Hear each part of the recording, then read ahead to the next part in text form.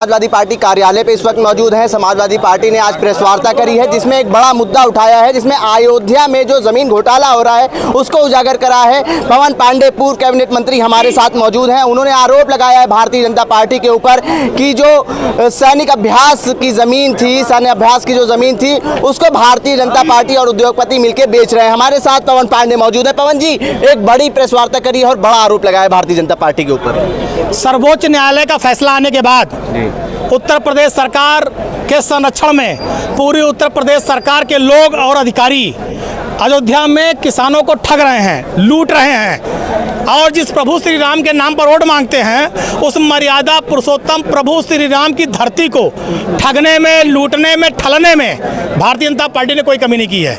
किसानों की जमीन कौड़ियों के दाम ले रहे हैं, उसके बाद उसको बहुत महंगे में बेच रहे हैं। आवास विकास से नोटिस दिला देंगे कि आवास विकास आपकी जमीन का एक्वायर करने वाला है, सरकार एक्वायर करने वाली है। उसके बाद बड़े बड़े उद्योगपति उस जमीन को खरीद लेते हैं, सरकार फिर एक्वायर नहीं करती। तो सरकार प्रॉपर्टी डीलर का जो गठजोड़ है, सत्ता और सत्ता के नेताओं का जो गठजोड़ है अधिकारियों का, वो लगातार अयोध्या को ठग रहा है, लूट रहा है और आज हमने उसी सारे तथ्यों को रखा है। आप एक फाइल लेके आए थे जिसमें वो रजिस्ट्रियां शामिल हैं, जो भाजपा नेता और जो अधिकारियों के नाम है, कौन कौन इसमें शामिल है, नाम उजागर पता करिए। ये आप चैनल के माध्यम से आप उजागर करिए, कुछ नाम बोलिए आप। सारी रजिस्ट्री हमने राष्ट्रीय अध्यक्ष जी को दे दी है। अब आप जाके राष्ट्रीय अध्यक्ष जी से बड़े नाम है वही नाम आप बताइए। आप राष्ट्रीय अध्यक्ष जी के पास सारी रजिस्ट्री आप पता कर लीजिए कि कौन आईएएस, कौन आईपीएस, मुख्य सचिव के रिश्तेदार से लेकर और लेखपाल के रिश्तेदार तक और भाजपा के बड़े बड़े नेताओं तक जिन्होंने कम पैसे में कौड़ियों के दाम जमीन लेकर प्रॉपर्टी डीलिंग की है, आप पता कर लीजिए। और आप ज्यादा नहीं अयोध्या चले जाओ, तो जिन लोगों ने जमीन बेची वो अधिकारियों और नेताओं का नाम वहाँ जनता मुंह से ले रही है, सब आपको पता लग जाएगा। 4 मुद्दे आपने उठाए, वो 4 मुद्दे क्या कुछ थे?